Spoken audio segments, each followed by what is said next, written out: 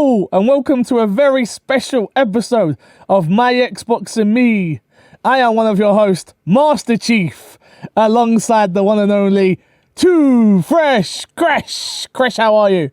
Hello, I'm doing good. It's an honor to be here in this podcast with you, Master Chief. That you are welcome. Thank you for coming. And I know you're looking at my hands and thinking, damn, I didn't know Master Chief was mixed race, but he is. It's true. It's true. No one knew. And of course, our other co-host on this podcast, the wonderful Matt P. Video. Hello. I say it every week, I feel at this point, but you need to be on the YouTube version, ladies and gentlemen. If you're not on the YouTube version, you're missing out. You're missing out on 50% of the laughs. So, for everyone who doesn't understand what's going on right now, I currently have on a Master Chief helmet. And it's really hard to breathe in this. And it's really hard to podcast, and it probably sounds awful. I don't know how it sounds. I can't hear myself back. Well, it's not as bad as I thought it would be. I thought it would be worse. I agree. So I've got the microphone like right underneath my chin right now. Like it's right in there. But so wait, I'm not doing this with the whole thing on the whole time, right? I didn't think you were, but if you want to, I'm not against it. So for those who don't know what's going on, this episode of My Xbox and Me is our Halo Infinite special. All of us have played a various amounts of the game now, and we thought we'd come together just to talk a bit of Halo. We didn't get to do it last week on the Game Awards episode, and it came out at that weird time where it was like, I had it early, but I couldn't talk about it until a certain day, and blah, blah, blah, blah, blah. So here we go. I'm taking it off now, everyone, okay? I'm taking it off. Can you see through that? Ow, fucking hell, ow, fuck it. It's me, MC Fix. There we go. You're back. Can you see through that? Is it like... I could see, yeah. Okay. And I've got a big ass head, so that's how you know it's big as well. So It looks cool, man. It's cool. It's a cool little souvenir to have. It's I said this. I did say this I said it during my unboxing on my main channel. If you haven't seen, so for those who don't know what the hell got sent to me, I got sent this giant Halo 20th anniversary package. It's got a keyboard, it's got a mouse, it's got the Master Chief headset. It came with a jacket. Go check it out on my main channel, youtube.com/mcfixer. Whole unboxing on there. Go and watch it. I get super excited about the package. And obviously, the internet being the internet, people were saying, but you don't even like Halo. It's like, but I like Master Chief as I like the history, and I 100%. Like what the character stands for Xbox, and so I can still get excited about. It's my dinner, thank you very much. I can still get excited about things that are related to Xbox, you know?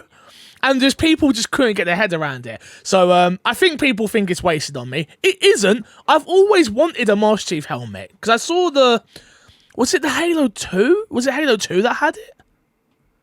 What, they anyone know? Released, the helmet. Like, merch? There was a helmet. There was a helmet. Was it 2 or 3? I think it was 3. I would have thought 3. It was 3. I know what you're talking about, though. It was smaller. It wasn't like it didn't fit people's heads and stuff like that. I didn't know it didn't fit people's heads, but I always saw it in people's backgrounds. And I was like, one day I will buy one of those on eBay.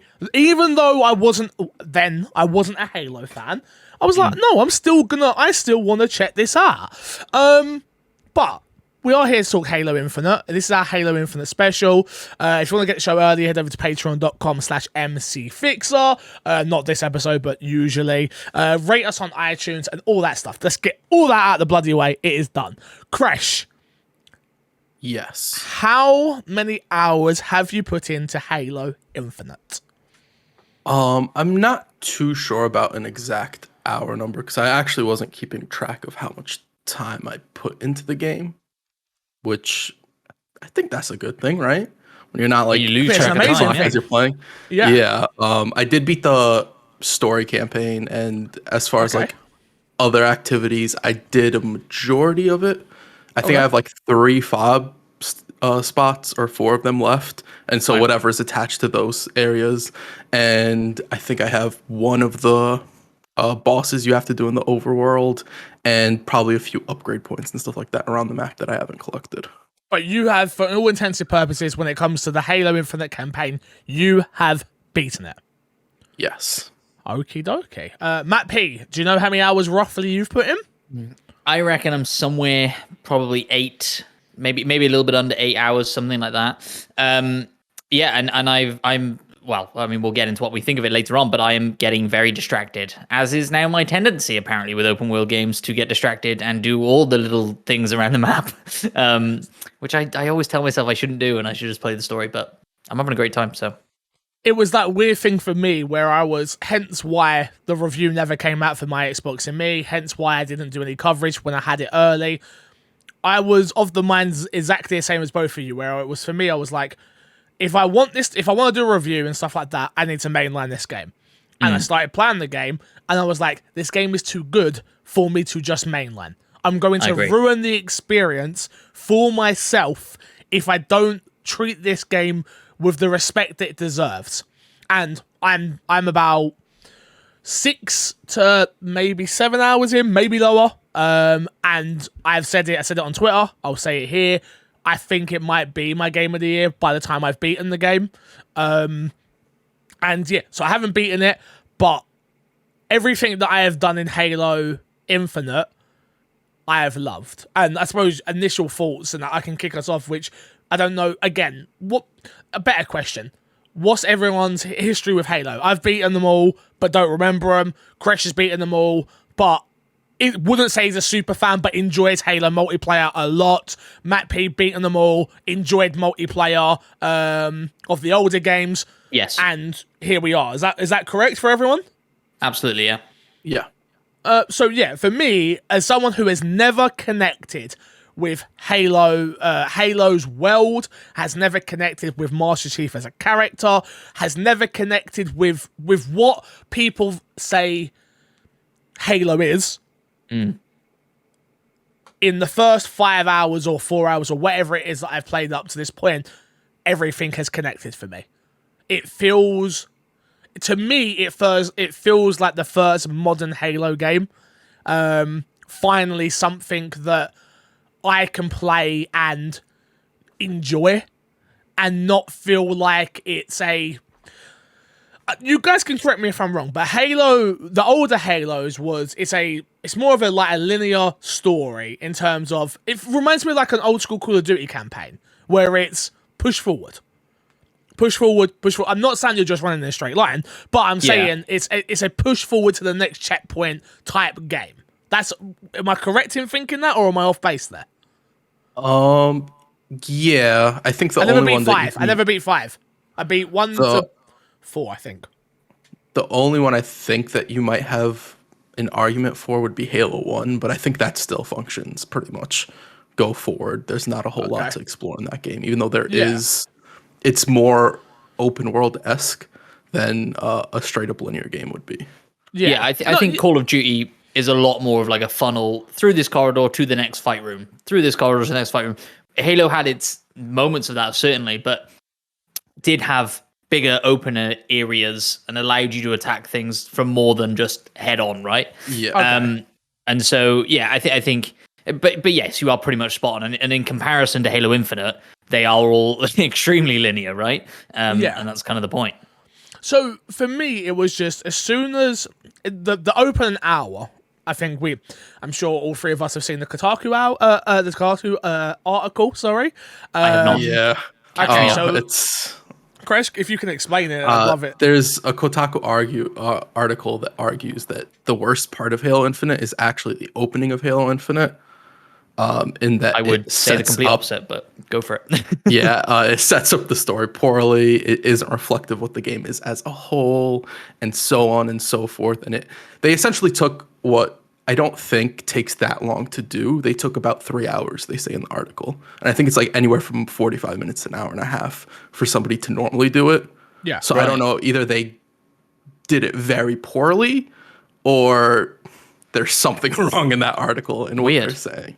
Well, yeah, as far as the opening goes, I was blown away. And I could understand, I think, if you were a big Halo fan, maybe not enjoying the opening, because it's like, you know, we see Master Chief get his ass kicked essentially and shot out into space, and then that's kind of where the game picks up. And so I kind of get the idea that, like, if you were of that mindset of like, Master Chief's a badass and he's just got his ass kicked and he's like gone, but like, yeah, But like at the same time, you also get the moment where all you get is a pistol, and it's like he's like it has 1 bullet, and Master Chief's just like that's enough. That's all enough. I need. That's enough. That's all I need. And you're like, holy shit, it's about to go down. Like the fact that I got excited about that for a character that has a long history and I do not care about tells you everything you need to know of that opening of that game for me, where I believed instantaneously that Master Chief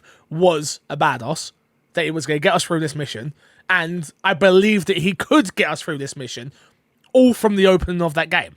Mm-hmm. Which, and I think it does a really good way of like setting the stakes of there is this big bad who did kick your ass, and like here's the danger. Here it's like really clear and it's really simple, and that's the thing I think that maybe me and you more so than Crash have struggled with Fix is like the story has always felt quite convoluted and like there's loads of different aliens and these guys are fighting these guys and this guy whereas this feels like it's pared it down really well as like this is the big bad dude, he kicked your ass, these are all his dudes, exactly, we're fighting like, and it's a relatively simple story to get your head around, and all the Halo stuff is there, the AIs, the Cortana, not Cortana, the weapon or whatever, and you know, all those elements are there, the Halo ring, but it is much more simple. It is, you're the badass, you need to go save all these little Marines, these helpless Marines that need your help, and that's enough. Like, you just feel like Superman running through this world. It's great. I think that was the part that that really got me, was the part, the obviously you get through the open and the world opens up, and once the world opens up, it's like, okay, what is it I'm doing? And effectively, what you are doing is you are restarting the world. The world they've lost the war, and there are a few not the world. You're restarting the what is the I'm gonna get the name. Halo Zeta.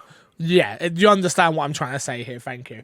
You are gonna go and rescue the soldiers. Some of them are going to make it, some of them are not. Some of them are going to assist you in battle, even when you don't ask them to, just because they know that you need backup. And you're like, okay, get off my vehicle. And they're like, absolutely not, sir. I am coming with you. And I'm like, you're going to die, mate, but sure, you can come. Can I just like interject for a moment? Please. I called down a mongoose because I wanted to go, a gun goose because I wanted to go and get a quicker route to one of the areas. And the guy with the rocket launcher jumps on the back immediately.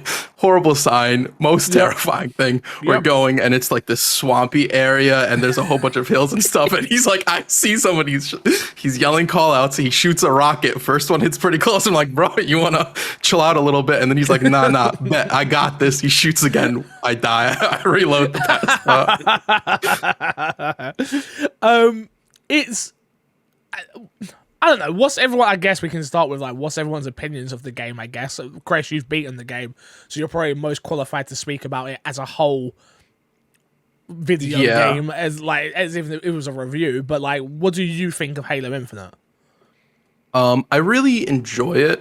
I think it is a fantastic direction to take the Halo franchise.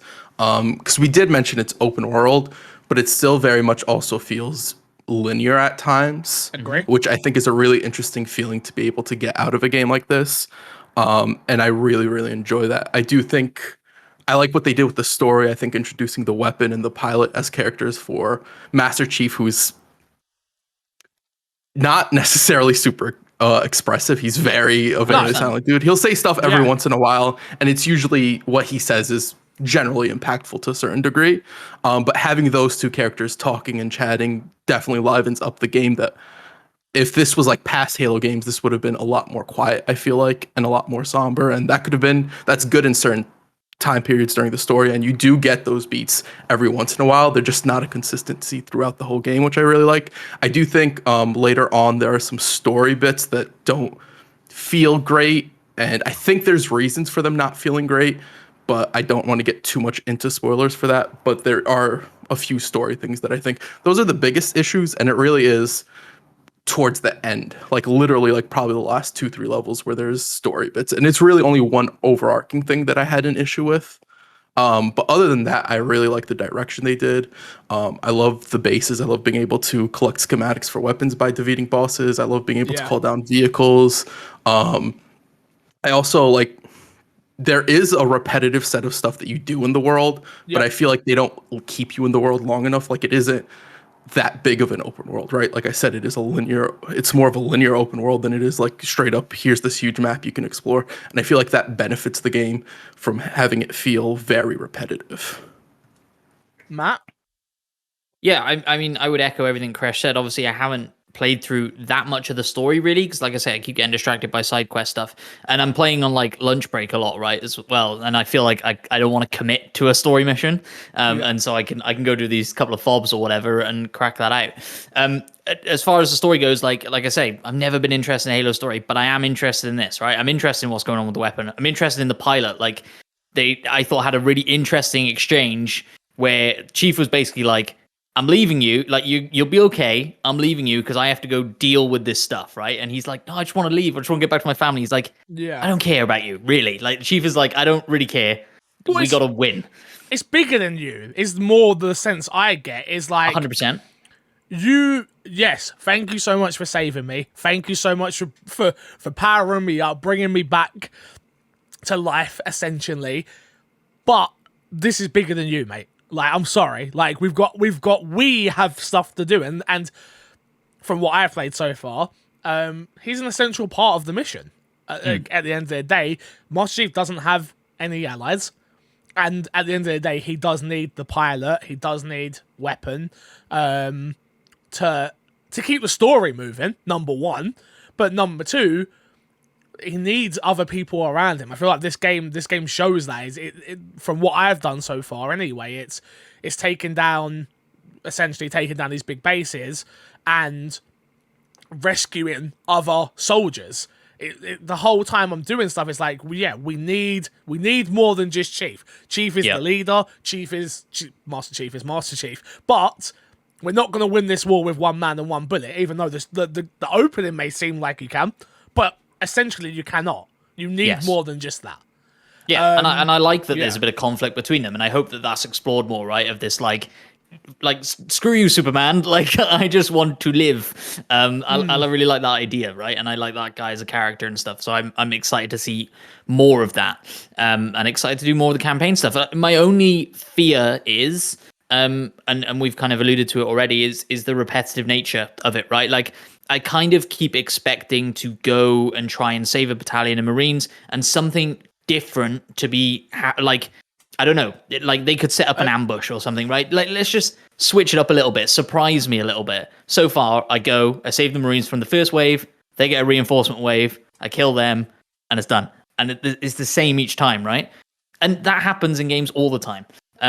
Far Cry, I felt it was kind of a good example of like, oh, you go and, oh, actually, it's a surprise. Oh, actually, there's something else going on here that changes it up a little bit. Not all the time, obviously, because then it wouldn't be a surprise, right? But I'm kind of waiting to find that. And like I say, I'm super early in the game. Maybe that exists. Maybe it doesn't. And maybe it doesn't need to.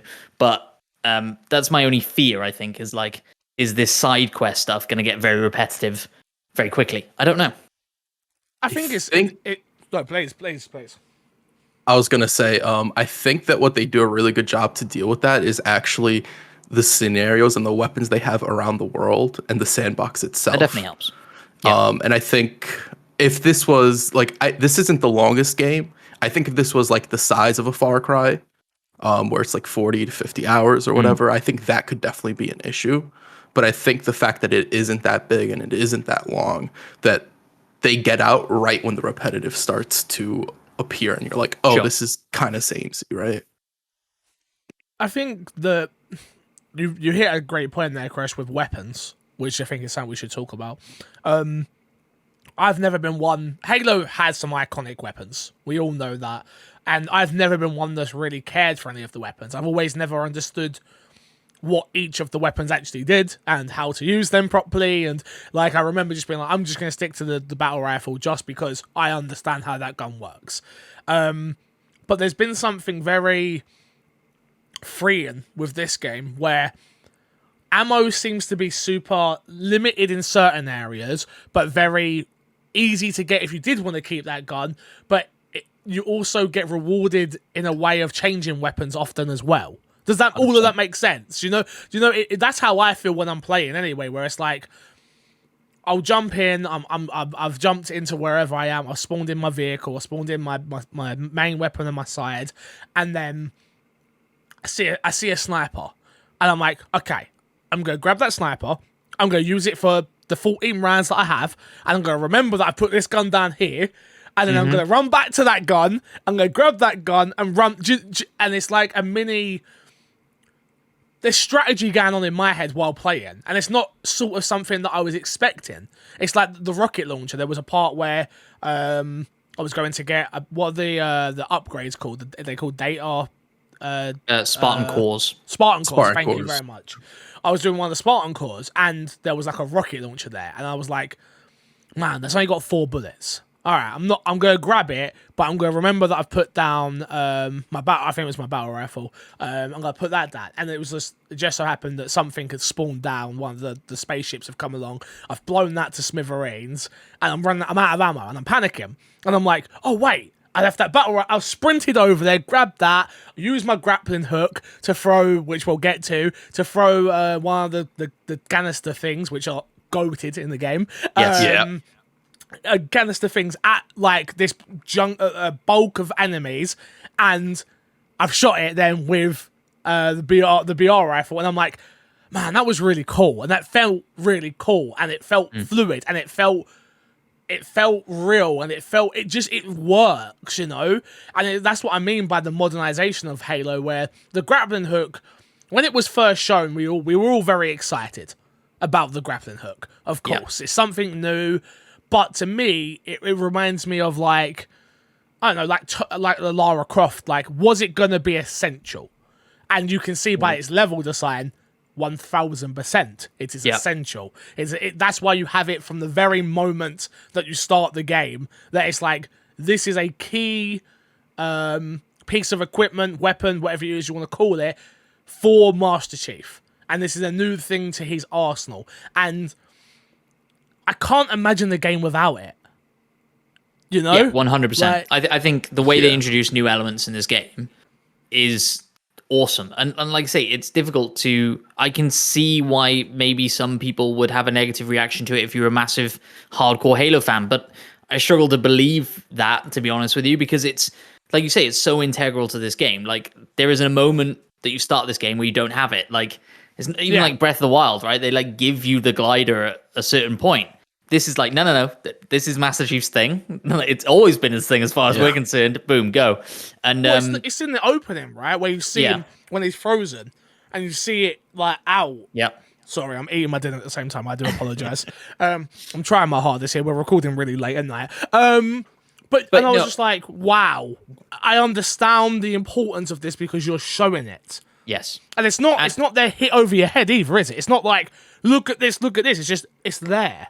Yes. And you need it to get around, like you said. And when the multiplayer launched, I was kind of concerned about the grappling hook because I always forget to use the equipment in multiplayer. Yeah. And I thought, the grappling hook is cool. I'm going to get into the campaign. I'm never going to use it. And like, it becomes second nature so quickly because it's so well designed. Like you say, you use it, yes, to get around, but also to pick up those coils and pick up weapons and use it for so many things. It's the first thing I upgraded. Like, yes, when I got I was like, yep, upgrade that to as quick as I possibly can. I'm going to be using this throughout everything that I'm doing. So upgrade that as fast as humanly possible. I think boss fights is a good place to talk about. I love a good boss fight personally. I don't think what I have come up against so far has been like, they've not been big bosses. They've been like mini boss fights, and they're not like. I don't think they're designed in a way that mind-boggling or anything like that. They're stronger, harder enemies that have the name bar above them and the health bar above them. But just that alone makes the encounter that much more enjoyable for me. Where when I do something right and I see that health bar go down, I feel powerful. And I think that was a question that, Crash, I know we spoke about with Master Chief, which was, how do you upgrade Master Chief in this game that makes it still interesting for the player to carry on, but not make Master Chief weak at the start and then strong at the end? And I feel like the boss fights are a good place to sort of show how you are progressing. At least for me it was, where like my first mini boss fight, I remember fighting and dying a lot of times, and I've died a lot in this game. I'm playing on normal, by the way, and I have died a lot, and I'm like, wow, I'm bad at Halo. Like, I'm just generally, it's one of those games that I'm like, oh, I'm bad at this. Okay, that's fine. But I slowly feel like I've progressed. I got to the boss fight on the ship. You know which one I'm talking about? I'm sure both of you. The laser, the big laser ship. Yes. Yeah. And I died like 5 times to that guy. But once I'd beat him, I was like, oh wow, I feel good after that encounter. Yeah, what the boss fights do, and I think what a lot of Halo Infinite does in its gameplay is it gives the player a lot of agency, especially with the grappling hook. It's like, how do I use this? Am I going to use it to escape and get some distance from the enemy or the boss? Or am I going to use it to pick up that coil? Or am I going to use it to pick up a gun? Like, it gives you a lot of options, and that is on the player to learn, like, what is the best situation, and just take a gamble sometimes. Like, okay, the boss is kind of weak. I'm a grapple to the boss. I upgraded my grapple hook. I have the slam ability. I can slam, get the shock. I don't know if you can shock bosses. I actually don't think you can, where they get stunned. But that is an option with like some of the smaller enemies. And it's like you constantly have multiple options, especially once you start getting other equipment like the thrusters. I don't know if you guys have gotten the thrusters yet. On the thruster tree, you can actually get invisibility with those also. The invisibility isn't really long, but it lasts like maybe a second or half a second or something like that. It's not long, but it gives you enough time to maybe position yourself for a free sticky or something like that. So you constantly have all these toys at your disposal. And once you actually get into the flow and learning how to do that, I think that's where the game really, really evolves another level of constantly like challenging the player. What is the best way for you to do this? And it is a multiple choice answer. It isn't like, oh, you're going to grapple here and do this because that's the obvious answer. It is, how do I play and how do I use these tools and using it to the best of my ability? Yeah, I think I was going to say, but one of my critiques actually for the game would be along those lines is that I find it very difficult to switch equipment and know what button equipment is on. Like, it's a 2-button press to switch equipment. I think it's right on the D-pad, and then whichever one you want is all the way around the D-pad. I will never remember which way they are. And so in the midst of a boss fight, I'm never going to be switching to my thrusters from like a jet, but like that's never going to happen.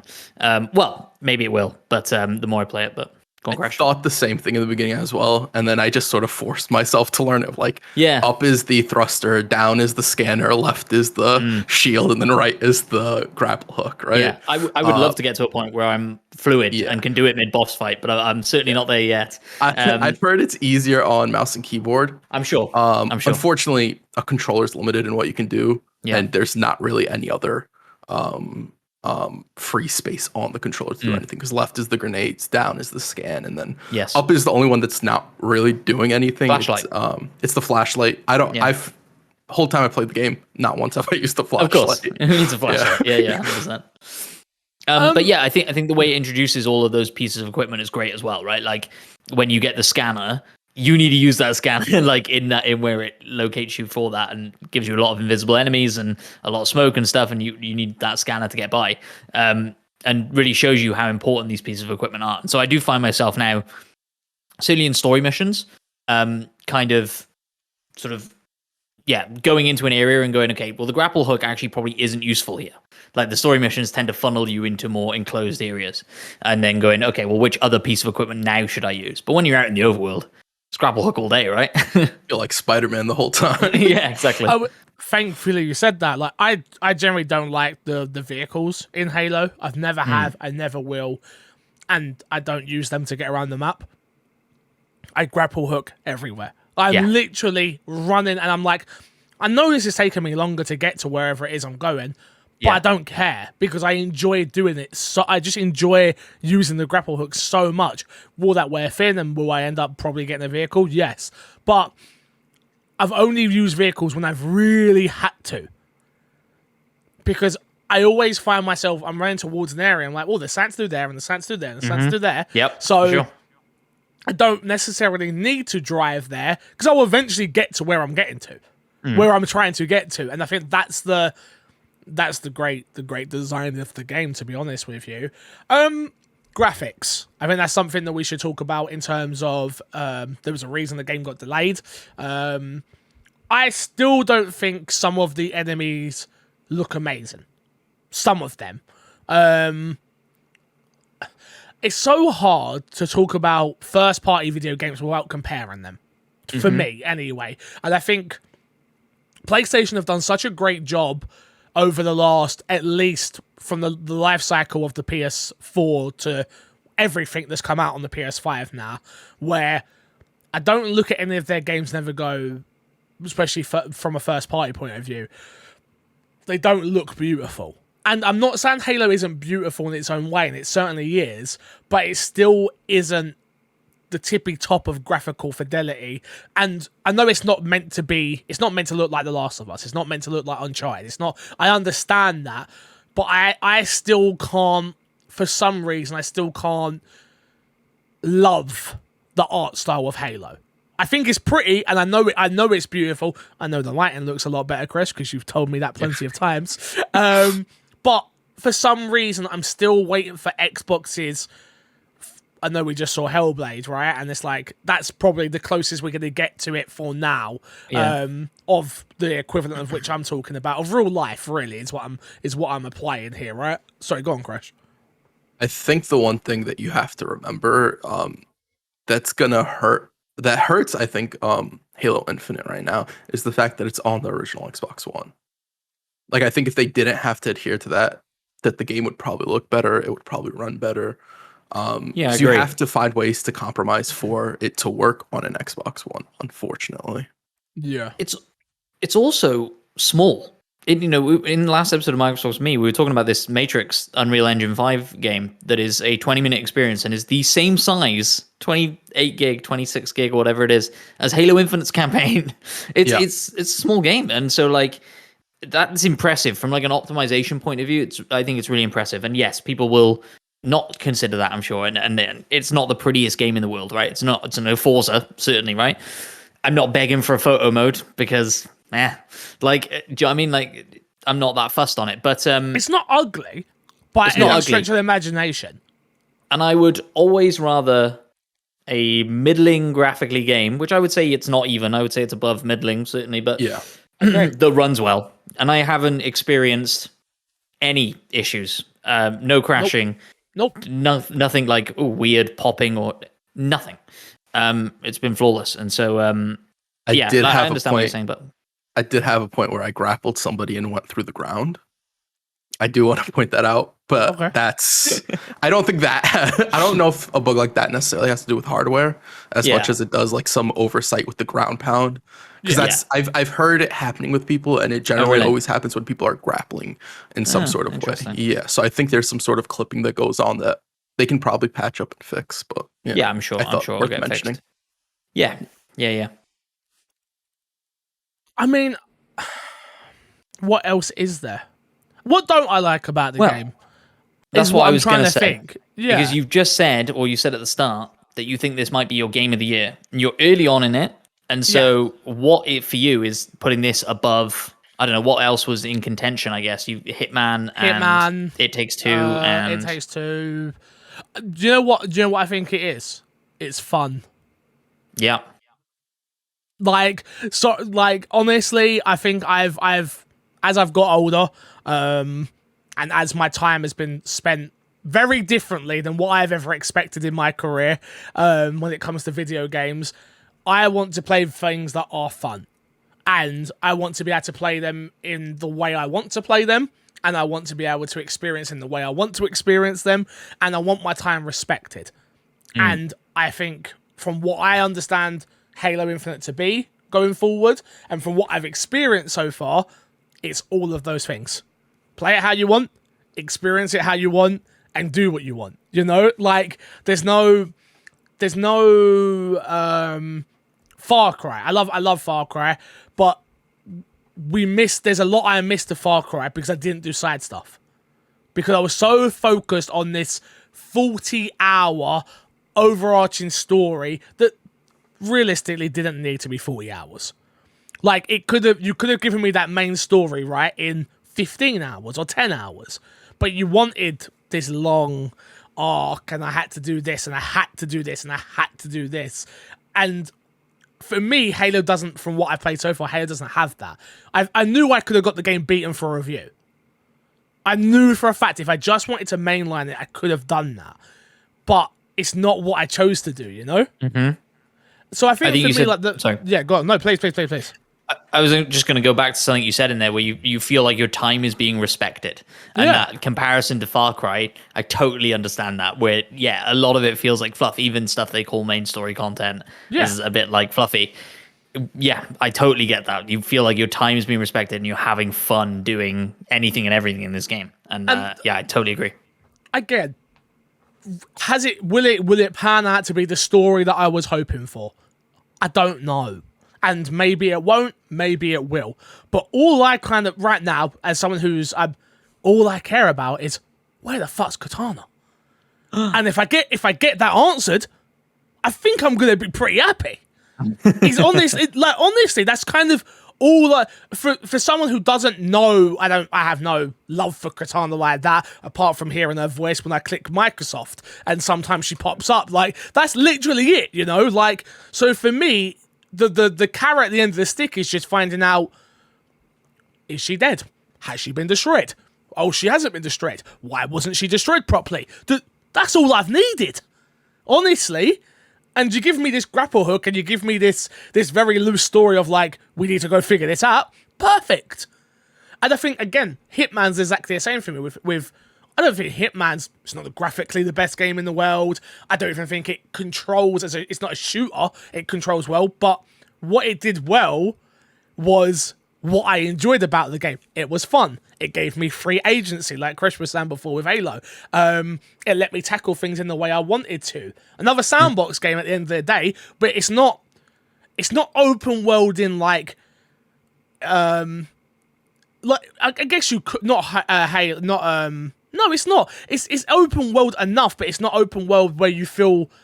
It's not a Witcher, where you see everything and you go, oh, fuck. Like, they do it in such a smart way, like Far Cry does and certain other games, where it's like, go here and get the tower. So in this is destroy the fob. Yeah, take over the fob. Thank you. And it's like, that opens up more things you can do on the map. And I now understand what those things are, and if I want to do them, I will. And if I don't, I won't. And I'm not going to miss out either way. Yeah, also the game doesn't... You can absolutely, if you wanted to, skip those completely and not do them at all. If you are somebody who's thinking about that, I would recommend still getting some upgrade points and at least upgrading the grapple hook and the armor shield, not the shield you throw down. At least those two. Because I do think that towards the end, I played it on heroic. I don't know how the ending plays out on normal, but it is it ramps up. It does the thing where they throw a lot of enemies at you at the end, which makes sense. It is the apex of the story. It is the ending. But they do throw a lot at you, so you will need something there to help you out, I think. My question for both, we've got to add to that, please. No. The only thing I was going to say is I totally understand as well. And, whatever you think of this, whatever. But I totally understand why the co-op was delayed. I was just about to add on to co-op. We all sat here. We all bitched. Yeah. I'll speak for myself. I bitched. I moaned. I said it should have been delayed. I am happy to see... I've done this plenty of times before, and I will do it plenty of times more. I am happy to concede that I was wrong, and this is why what we do as a job... This podcast is an opinion. It's not fact. It doesn't make sense until we actually get to see what the fucking game is. Like, we can all pretend that it should have been there, and now you're playing and you go, I don't think this game even needs it, period. I'm not saying it shouldn't have it. I'm not saying I'm going to be upset when it does come, but I'm saying I totally and utterly understand why it's not there. Yeah. Yeah. I think co-op actually would have done the game a disservice in a few ways. I don't think people would have been paying enough attention to like what they did for the open world and what they set up here. And then also narratively, like they set up the story as you are the last Spartan. Like this is Master Chief's the only one left. Like there's nobody else. And having that in co-op, whether you would want it to or not, kind of ruins that in a bit when you are there with your friends and you guys are all tackling stuff together. I'm not saying you're not going to have fun in co-op, but what I am saying is it just makes more sense solo. It makes more sense as the experience, how it's designed, all of that. Even though, like I get it now, and it's hard because Xbox couldn't come out and say, well, this was designed for a solo experience. We're going to add multiplayer eventually, but this is a game you're going to want to play solo. I can say that though. So anyone who's sitting around waiting to play it with their girlfriend or their boyfriend or their mum, dad, sister, brother, cousin, nephew, whoever it bloody is, don't. Go out there and experience this game and then play it again with them afterwards and muck around and do stupid things. And I'm sure you're going to see grapple hooks, people throwing things in the air, their partner jumping up and shooting it. And like, there's going to be so much that happens. But for what 343 has built here, it deserves to be played the way they designed it. And it's clear it was designed as a single player experience. You are Master Chief. Go on this journey. Yeah, there's definitely the sort of narrative theme throughout of kind of solitude, right? And like being the savior and what that means to these people. And you're right, that doesn't necessarily work in co-op. I don't necessarily think there was sort of pulling the wool over our eyes, like lying to us that they never intended to put co-op out at launch. But I can understand from the open worldness of this and how do you organize spawn points? What does that countdown timer look like if one of you's dead and the other one's still alive? Like these things are really difficult to do, let alone in an open world game, let alone in the chaos that Halo can be in its best moments. You know, I don't know how you go about doing that, and I'm sure they're working hard on it still now. But I'm looking forward to jumping in with you guys eventually. But you're right, I want to get through this story without you for now. 100%.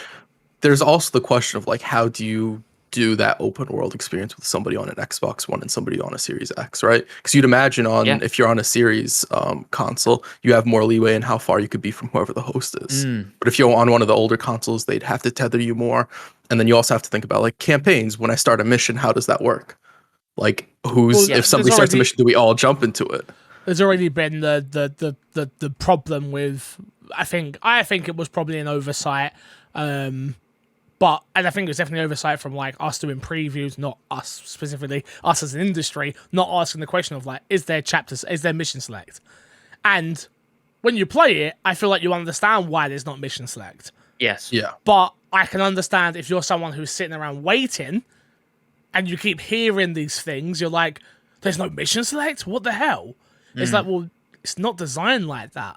And the experience isn't designed like that. This isn't Halo 1 through 5, or this isn't with ODST. This isn't that. It's such a different, unique, modern, fun, enjoyable, different Halo in all of the best ways. Yeah, it is like they did a really good job at keeping it still, like letting it still be Halo, but like you said, modernizing it, making it for today. So like when we say it's a modern and it's a today's Halo, that's not a negative. It is very much so a today's Halo. It is through and through Halo and the whole experience, except it has an open world. It has stuff for you to do outside of the main story, and it evolves in a really good way, and a better way than I think some games that have been doing open world for a while. This is way better. Way better. Like, again, it's that thing of respecting your damn time. Like, I'm fine with you giving me an open world. Any game, give me an open world. I love open world games. I love exploring. I love doing the towers. I love all that shit. But respect my goddamn time. Don't send me... I love Chorizo, the character. I didn't need to go get the crocodile meat to unlock Chorizo in Far Cry. Just give me Chorizo. You're wasting my goddamn time. You know? Like, it's those things for me. And I think this is what Game Pass allows, though. And I think it's the smart thing they did with the multiplayer coming out separately. And the way now Xbox have set themselves up, I think we see Gears of War come out with a separate multiplayer when that and launch beforehand. I think this is going to be Xbox's blueprint. It's that how do we drive up hype for our game twice? Okay, the multiplayer audience are there. What's Gears always... I know I'm bringing up back to Gears. I love Gears. It's my problem. I know. I'm sorry. But Gears has always struggled to get a multiplayer fan base, because of how hardcore it is. But when you make it free to play, maybe more people will jump in. Yeah, maybe when you design it in a different way, it's still going to be hardcore Gears. Yeah.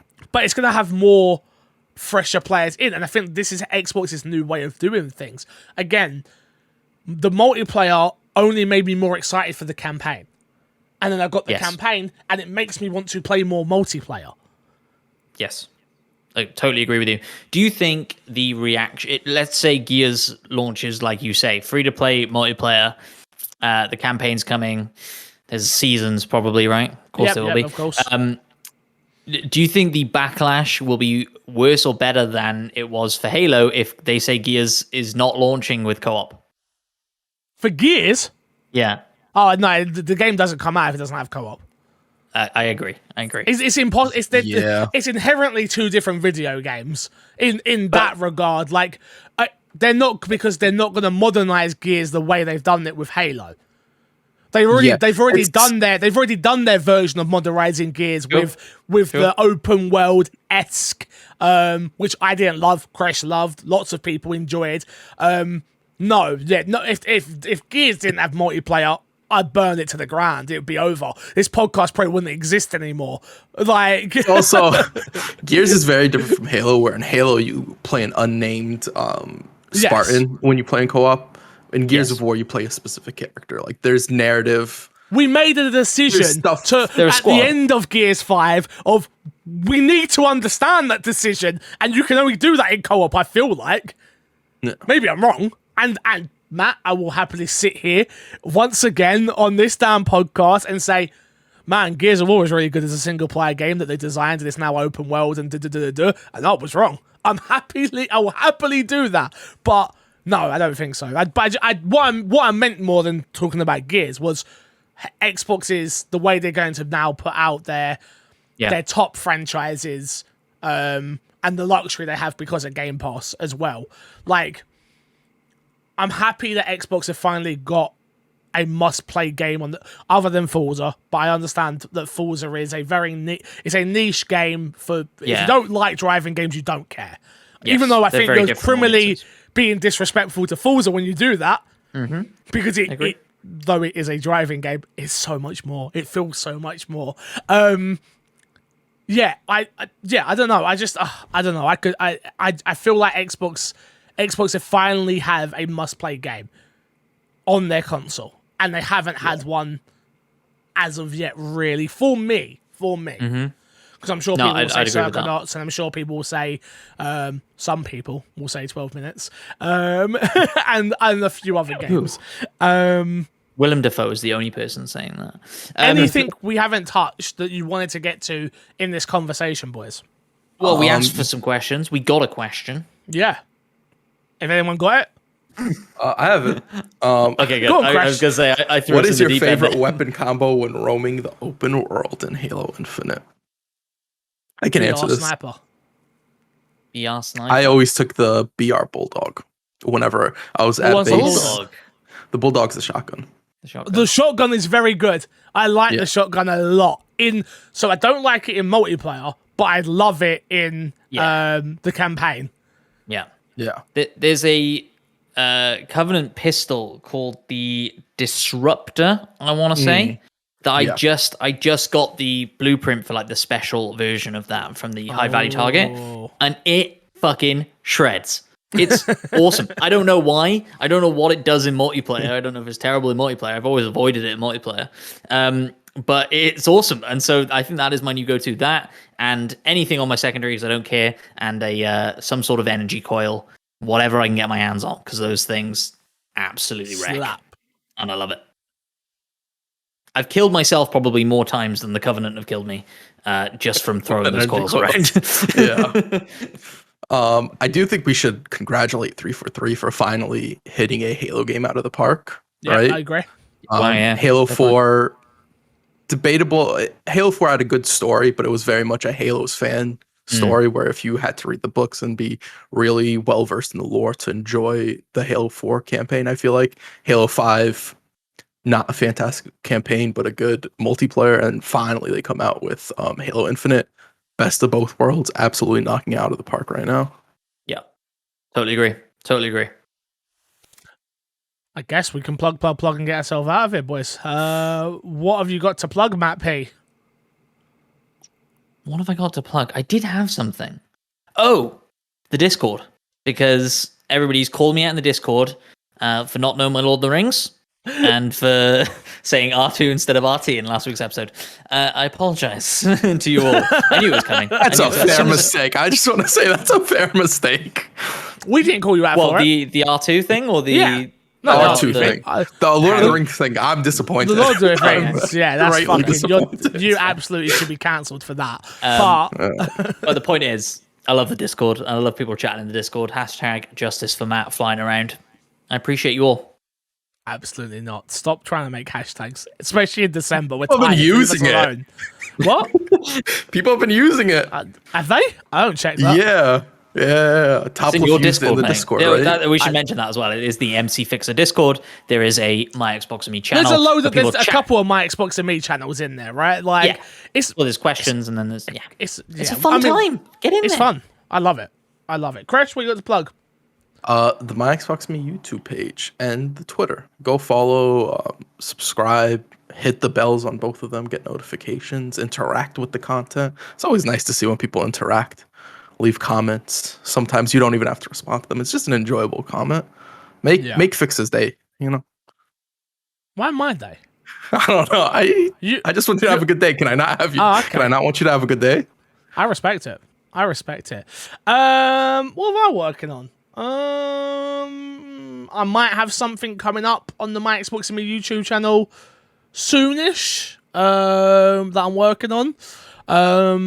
Some other bits and bobs. It's the most cryptic plug I've ever heard in my life. I might have some things and some bits and bobs. This is what happens when you have to sign embargoes. It's either exclusively things or bits and bobs. It's not both of them. Yeah, I hope you enjoyed this Halo chat. If you want us to see us if you want to see us do more of these sort of conversations, extra episodes, including spoiler casts, which me and Krish did a great Gears of War 5 spoiler cast, which is one of all of our spoiler casts actually that we've done, Crash, have been really good. We did Tell Me Why one with Laura K. Buzz, and we did the Gears 5 one that was a lot of fun. So yeah, honestly, to this day, I think those pieces of content might be my favorite content we've done for my Xbox. I agree. Actually, I say that and 2 weeks ago episode of My Xbox and Me where we were just pissing around. That was one of my funnest podcasts. When we was all back for the first time. When we first come back, that was a good podcast. Where we all come back, where it was just us pissing around. I was like, okay, yeah. I forgot how much... Sometimes you just get in the trenches and you're just working, right? But that one, for me specifically, I was like... I enjoyed that podcast. I really enjoyed doing that. Let us know your thoughts on Halo Infinite. What didn't we speak about? What didn't we touch on in the comments below on YouTube? And if you're listening on podcast services, you can hit us up on @MyXboxAndMe. On Twitter, you can hit me up @MCFixer. Kresh is @KreshnickPlays. And Matt P is @MattPVideo. Lots to still do before the end of the year and lots of changes coming, but thank you for supporting us. The podcast doesn't stop. People have asked me, is there going to be a week off for Christmas, blah, blah, blah. The Christmas Eve is the 24th, blah, blah. No, there's no stopping here. That doesn't happen here. We just keep going. There is no time off. There will be an episode. I don't know when we'll record it, but it will happen. Whether it's just me on my own in a Christmas hat. Sure. Who knows? Crash, buy you a Santa hat. Crash might be there. Who knows? It depends on what time he wakes up. I'll probably... Why am I getting shade right now? That wasn't shade. It was just depending on what time you wake up. Matt, was that shade? I didn't mean it. Maybe it was shade, but I didn't mean it as shade. Okay. I apologize. I accept the apology. I'm just saying that felt like shade to me. Jesus Christ. Until next time, we will love you, leave you, and see you all later. Thank you for your support, and good boys. Bye. This is the voice of Master Chief. Finish this fight. How'd I do? That was good, right? No, not great. We're keeping it in the edit. I don't care.